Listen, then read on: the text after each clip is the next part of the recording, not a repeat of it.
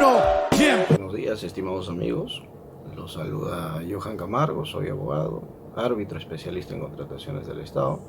Y el día de hoy tengo la fortuna de poder compartir con ustedes algunas ideas vinculadas a esta especialidad, gracias a una importante iniciativa que ha tenido el CAE de abordar las implicancias que tiene respecto de esta especialidad la declaración o la declaratoria del estado de emergencia nacional por parte del gobierno central a raíz de la pandemia del coronavirus. Visto ello, yo he considerado abordar un aspecto que ha llamado la atención o ha despertado la inquietud de los operadores del litigio arbitral en estas últimas semanas, y es: ¿qué pasa con el cómputo de los plazos en los procesos arbitrales? Si, por ejemplo, yo tenía un plazo determinado para presentar una demanda que ya venía corriendo y cuyo vencimiento estaba previsto para un momento posterior al que se decretó la cuarentena, ¿qué pasa con ese plazo? ¿Se suspende? ¿Se interrumpe?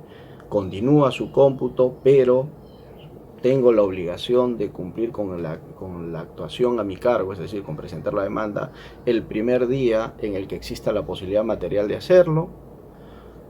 O en el caso de los árbitros, ¿qué pasa si yo había establecido un plazo para laudar y ese plazo se encontraba en pleno cómputo? Ese plazo se extiende, ese plazo se interrumpe. ¿Qué es lo que ocurre con esto? He advertido que algunos centros de arbitraje han optado por la figura de la suspensión del cómputo de plazos. Han sacado comunicados disponiendo la suspensión del cómputo de plazos. Particularmente luego de haber revisado las normas pertinentes, llámese Ley de Contrataciones del Estado con su reglamento, la Ley de Procedimiento Administrativo, el Código Civil, el propio decreto de urgencia que decreta el estado de emergencia nacional, estimo que en realidad los días que transcurren a partir del día 16 de marzo hasta el momento en el que sea levantado el estado de emergencia nacional, que se ha previsto por lo menos de momento que dure hasta el día 12 de abril, deben ser considerados como días inhábiles. ¿Y esto por qué? La mayoría de centros de arbitraje en sus reglamentos arbitrales establecen que se consideran que, primero, que los días o los plazos se computan por días hábiles, y que los días inhábiles se consideran aquellos sábados, domingos, feriados, y los días en los que el sector público no labora.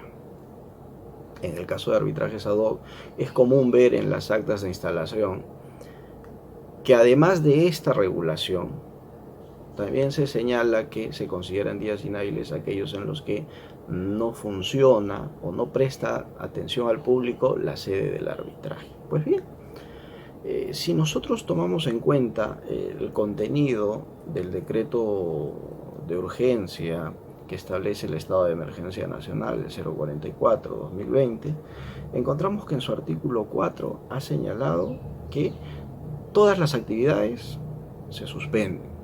Todos los establecimientos deben permanecer cerrados precisamente por esta disposición de aislamiento obligatorio.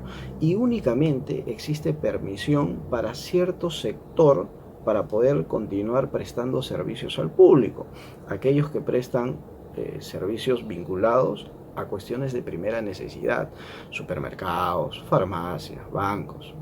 Pero dentro de ese grupo autorizado o de excepción no se encuentra la prestación del servicio arbitral.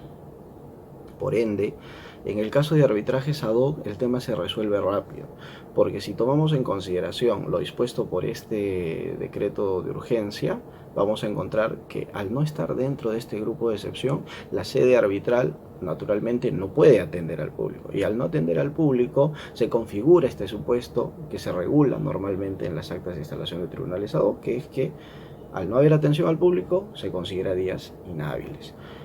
Pero si en el supuesto de que esto no estuviera regulado de esta manera y únicamente nos limitáramos a señalar que son días inhábiles aquellos en los que no labora el sector público, Entonces, la pregunta es, ¿el sector público se encuentra laborando en este momento? La respuesta probablemente sea, en algunas áreas sí está laborando. Pero ¿qué necesitamos para que